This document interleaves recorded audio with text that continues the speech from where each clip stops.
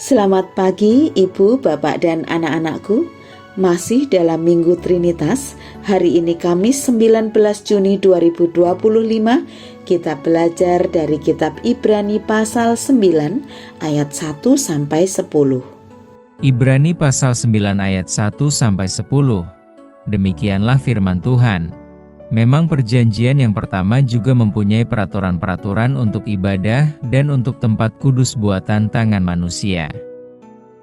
Sebab ada dipersiapkan suatu kemah, yaitu bagian yang paling depan, dan di situ terdapat kaki dian dan meja dengan roti sajian.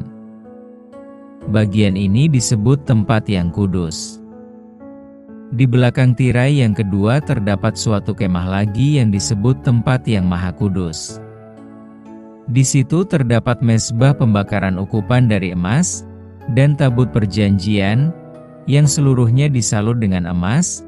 Di dalam tabut perjanjian itu tersimpan buli-buli emas berisi mana, tongkat Harun yang pernah bertunas, dan loh-loh batu yang bertuliskan perjanjian. Dan di atasnya kedua kerup kemuliaan yang menaungi tutup pendamaian. Tetapi hal ini tidak dapat kita bicarakan sekarang secara terperinci. Demikianlah caranya tempat yang kudus itu diatur. Maka imam-imam senantiasa masuk ke dalam kemah yang paling depan itu untuk melakukan ibadah mereka. Tetapi ke dalam kemah yang kedua hanya imam besar saja yang masuk sekali setahun. Dan harus dengan darah yang ia persembahkan karena dirinya sendiri dan karena pelanggaran-pelanggaran yang dibuat oleh umatnya dengan tidak sadar. Dengan ini Roh Kudus menyatakan bahwa jalan ke tempat yang kudus itu belum terbuka, selama kemah yang pertama itu masih ada. Itu adalah kiasan masa sekarang. Sesuai dengan itu dipersembahkan korban dan persembahan yang tidak dapat menyempurnakan mereka yang mempersembahkannya menurut hati nurani mereka. Karena semuanya itu, di samping makanan minuman dan pelbagai macam pembasuhan, hanyalah peraturan-peraturan untuk hidup insani, yang hanya berlaku sampai tibanya waktu pembaharuan. Tema kita, Yesus Kurban Pendamai. Penulis Ibrani menjelaskan bagaimana kemah suci dibagi menjadi dua bagian, tempat kudus dan tempat maha kudus. Untuk tempat maha kudus, hanya imam besar yang boleh masuk sekali setahun dengan membawa darah yang ia persembahkan untuk dosa-dosanya sendiri dan dosa-dosa bangsa Israel. Di dalam kemah suci, terdapat pembagian tempat dan ruangan sebagai pemisah untuk Allah dan manusia.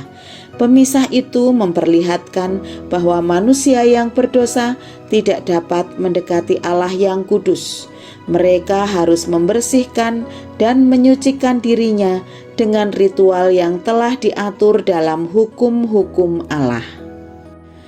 Namun manusia beroleh pendamaian dari Allah secara penuh dan nyata saat Yesus Kristus menjadi imam besar. Yesus telah menjadi pembuka jalan bagi manusia untuk dapat berjumpa dengan Allah tanpa harus diliputi rasa takut. Ia telah menggantikan kita dengan mempersembahkan dirinya sebagai korban pendamaian dan penebusan. Melalui pengorbanan Kristus, tirai pemisah tempat kudus dengan tempat maha kudus tersingkap. Melalui penebusan Yesus Kristus, manusia dapat masuk ke dalam hadirat Allah dengan rasa aman dan sukacita. Melalui Yesus Kristus, manusia dapat memiliki akses langsung beribadah, memohon ampun, dan berdoa kepada Allah. Bersyukurlah karena saat ini kita dapat beribadah kepada Allah bukan dengan ketakutan, tetapi dengan penuh sukacita. Manusia yang seharusnya menerima hukuman dari cawan murka Allah, kini telah mendapat penebusan melalui pengorbanan Yesus.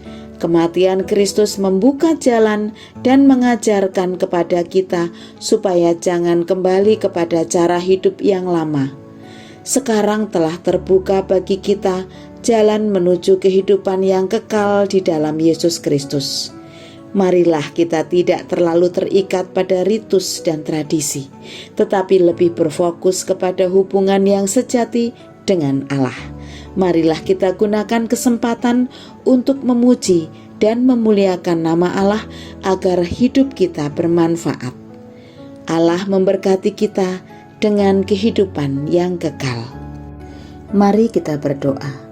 Puji dan syukur kami haturkan kehadirat-Mu ya Allah.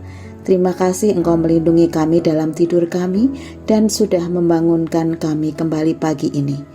Terlebih dari itu, Engkau memberikan kesempatan kepada kami untuk mendengarkan firman-Mu. Ajari kami bersyukur karena saat ini kami dapat beribadah kepada Allah bukan dengan ketakutan, akan tetapi dengan penuh rasa syukur dan sukacita. Manusia yang seharusnya menerima hukuman dari cawan murka Allah, kini telah mendapatkan penebusan melalui pengorbanan Tuhan Yesus Kristus. Kematian Kristus telah membuka jalan dan mengajarkan kepada kami supaya kami hidup dengan cara hidup yang baru. Karena itu, berkatilah kami agar kami mampu terus menjadi saksi Tuhan, menyaksikan kebaikan Allah dalam kehidupan kami. Kami sambut hari ini di dalam nama Tuhan Yesus Kristus, Juru Selamat kami yang sejati. Amin.